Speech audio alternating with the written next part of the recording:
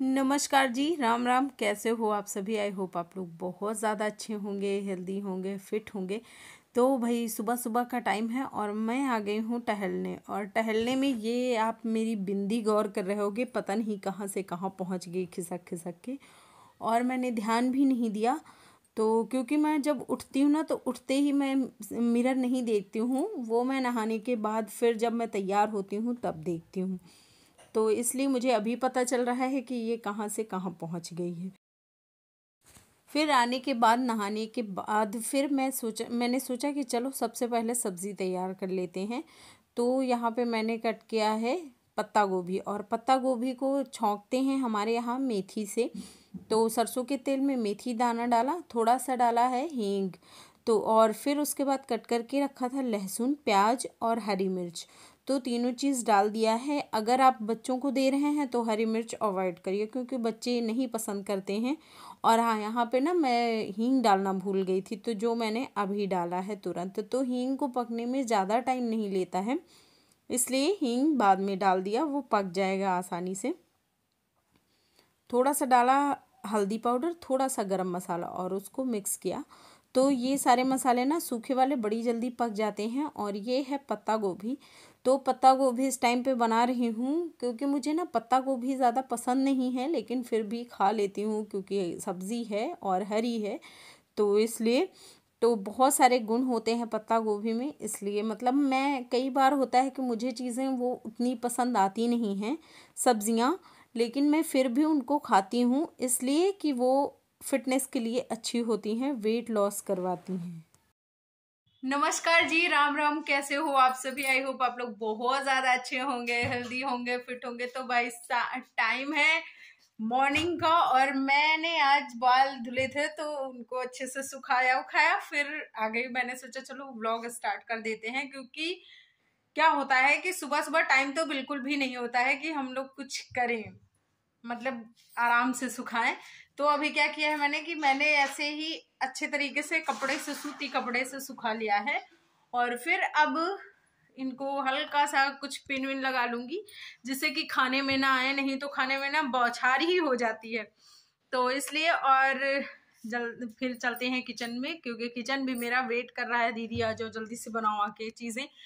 तो ज्ञानू का टिफिन बनाना है। ज्ञानू ने कल ही मुझे बता दिया था, क्लियर एकदम बोला था कि मम्मा मुझे आलू के पराठे देना। तो इसलिए मैंने आलू उबाले, आलू छीले, सब मतलब छील विल के रख दिए। तो वो सारा काम हो गया और अपना सारा रूटीन किया। अभी गर्म पानी नहीं पिया है, लेकिन सबसे पहले मैं पूजा करूंगी, तो फिर उसके बाद गर्म पानी और बाकी जो भी होता है थोड़ा बहुत वो करूंगी। फिर उसके बाद खाना बनाएंगे। मिश्रा जी और पापा को जाना है आंख दिखाने के लिए, क्योंकि उस बार उनका शुगर हाई हो गया था, एक बार बीपी हाई हो गया। तो इसके चलते अब की उनको जाना है। देखते हैं, अगर सारी चीजें नॉर्मल रही तो फिर आज ही हो सकता है ऑपरेशन हो जाए, और अगर फिर से कुछ बढ़ा हुआ हुआ तो फिर कोई बात ही नहीं है। तो मिश्रा जी और पापा जाएंगे, तो मतलब कि खाना पीना, ज्ञानू का टिफिन, नाश्ता सब कुछ साथ ही होगा। तो आपको पता ही है नाश्ते में कुछ हैवी सा नहीं बनता है हमारे यहाँ। तो आज मैंने सोचा है कि आलू के पराठे जैसे मम्मी के लिए बना दूंगी, और एक एक जो भी, एक एक दो दो जो भी खाएगा उसके लिए बना दूंगी। तो चलिए जी, स्टार्ट करते हैं। तो ज्ञानू ने मुझे कल ही बोल दिया था कि मम्मा आलू के पराठे बनाना टिफ़िन में, तो इसलिए मैंने थोड़ा सा, बिल्कुल ये देखिए आप, मैंने थोड़ा सा आलू उबाल के भरता बना दिया है, और वो उसके लिए मैं बनाऊंगी आलू के पराठे। जो बाकी बाद में बच जाएंगे तो वो देखा जाएगा कि कौन कौन खा सकता है, तो वो बस दो ही ले जाता है, वो भी बिल्कुल छोटे छोटे। और अगर आलू के पराठे होते हैं तो हो सकता है कि वो दो ख़त्म कर दे, जैसे पूड़ियाँ होती हैं तो वो दो ख़त्म कर देता है, लेकिन रोटी वो दो नहीं खाता है, वो सिर्फ एक खाता है। जबकि मैं बहुत छोटी छोटी सी रोटी उसके लिए बना के तैयार करती हूँ। तो अगर आप आलू के पराठे बना रहे हो ना, तो उसका एक ट्रिक होता है कि जो ये हमारा आटा होता है, ये बहुत ही ज़्यादा मुलायम गुथा होना चाहिए, और थोड़ा सा ना गीला होना चाहिए। मतलब जितना हम रोटी के लिए सेकते हैं, सानते हैं, उससे थोड़ा सा गीला होना चाहिए। तो इससे हमारे पराठे फटेंगे नहीं और इजीली बन जाएंगे। तो आप अभी देखोगे, ये देखिए आप, मैंने छोटे छोटे से पराठे बनाना स्टार्ट कर दिए हैं, और इसमें मैंने भर दिया है आलू, और ये आलू निकलेगा नहीं। तो मैं कुछ ऐसे ही बनाती हूँ। आप लोग अगर और कोई ट्रिक यूज़ करते हो तो वो मुझे बताना। बहुत से लोगों का मैंने देखा है कि वो पहले एक रोटी बेल लेते हैं, फिर भरता रखते हैं और फिर उसके ऊपर से रोटी रख के बेलते हैं, लेकिन पता नहीं क्यों मुझे वो उतना सूटेबल नहीं लगता है। या फिर हो सकता है कि मैं मेरी ये वाली ऐसे बनाने की मेरी आदत हो गई है, तो इसलिए हो सकता है कि मुझे ये वाला अच्छा लगता है ट्रिक, और मैं कुछ ऐसे बना लेती हूँ। तो ये आप देख सकते हो मैंने कितना पतला पतला सा बना के तैयार किया है, और ऐसे मैं 2 पराठे बना लूँगी। उसके बाद अगर मुझे खाना हुआ तो मैं अपने लिए आलू की रोटी बना लूँगी। वैसे हो सकता है ना भी बनाऊँ, हो सकता है बना लूँ, क्योंकि मुझे ना आलू के पराठे बहुत पसंद हैं।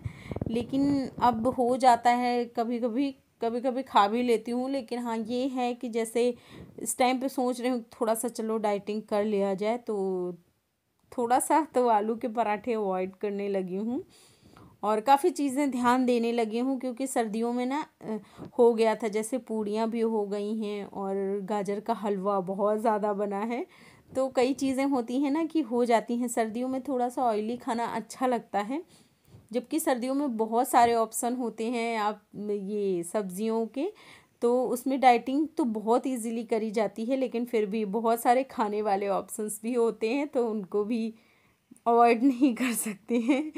तो बस कुछ वैसा ही हाल मेरा हो गया था, मैंने बहुत सारा खाया है तो जी तेल ये मसाले आलू के वाला। तो पराठे ये बनके देखिए कितने तैयार अच्छे हो गए पराठे हैं। बनके अब इनको तैयार हो गए सॉस हैं। के तो साथ इसमें या फिर मैं 2 टमाटर की पराठे ज्ञानू चटनी के के लिए साथ रख दूंगी। सॉरी बाकी ज्ञानू को फिर देंगे सबके और मतलब ज्ञानू सबके लिए खाएगा, नहीं, फिर क्योंकि उसके सबके लिए बाद तो उसका बनेगा ही टिफिन नहीं। लगा तो के हाँ स्कूल भेज एक मैंने देना है। अपने लिए बाद में रोटी बनाई थी और मम्मी के लिए बनाई थी। बाकी पापा और मिश्रा जी दोनों के लिए खाना भी दूसरी तरफ बन गया था, मैंने ही बनाया था।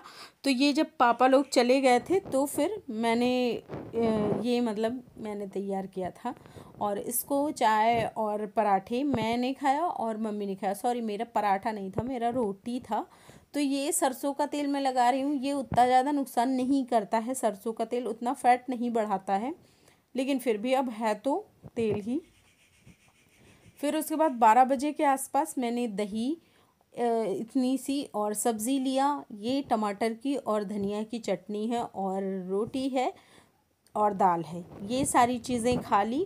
तो फिर खाने के बाद बहुत सारा काम निपटाया, साफ़ सफाई। क्योंकि मैं आपको एक सजेशन देना चाहूँगी, जब भी आप खाना खाओ ना तो तुरंत बिस्तर पे नहीं जाना है, तो बहुत सारा काम निपटाओ, खाओ, खूब काम करो।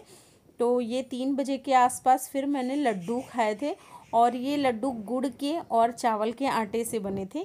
तो ये भी मुझे अच्छे लगते हैं, तो मैंने नहीं खाए थे। मतलब बहुत दिन से मैंने नहीं खाए थे, कुछ मैंने नहीं खाया था। तो फिर आज सोचा चलो आज खा ही लेते हैं। फिर ये बन रही है गुड़ की चाय, और अभी गुड़ की चाय पियेंगे।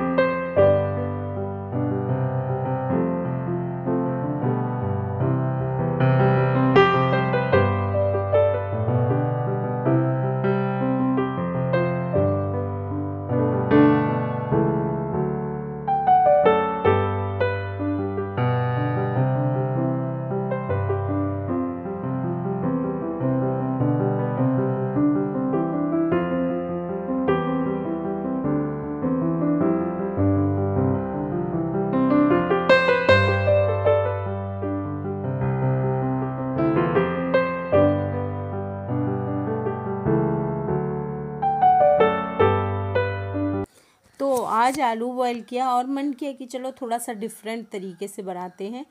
तो इसमें ये डाल दिया है कुछ दाने धनिया के, और लहसुन है और मिर्ची है, और इसको अच्छे तरीके से पीस लेना। मतलब बिल्कुल फाइन चॉप नहीं, सॉरी चॉप नहीं, बिल्कुल इसका एकदम फाइन नहीं पीसना है, बस दरदरा सा पीस लेना है। ये आप जैसे देख सकते हो।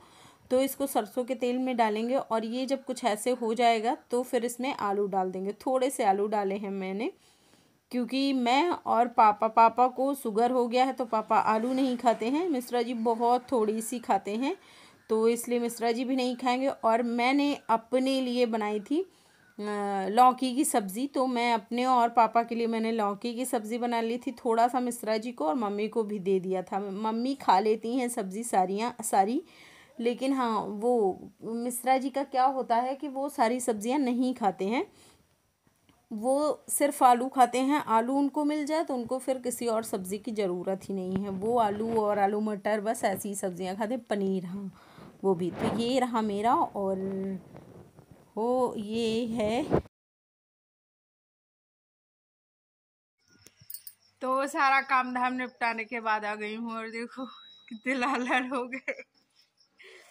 तो ये वहां पे आँच के जस्ट सामने बैठी थी तो इसकी वजह से है, और अभी ये थोड़ी देर में ठीक हो जाएंगे।